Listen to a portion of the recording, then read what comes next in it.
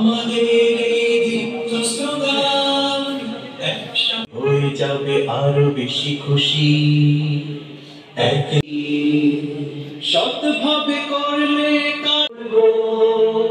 আমাদের লক্ষ্য সব বুক দারিদ্রতার কষাঘাত খুব সহযোগিতার হাত প্রতারণা মিথ্যা চলবো আমাদের লক্ষ্য।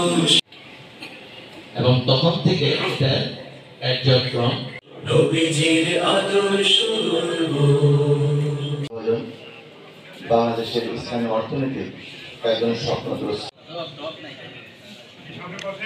আসসালামু আলাইকুম।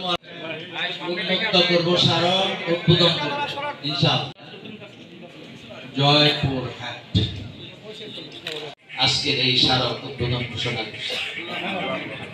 কেন্দ্র সমিতির নিকট থেকে আজীবন সদস্যের ক্রেস্ট উপহার গ্রহণ করছেন। সম্মানিত কোঅর্ডিনেটর হোসেন আলী মামুনকে উপহার দিচ্ছেন।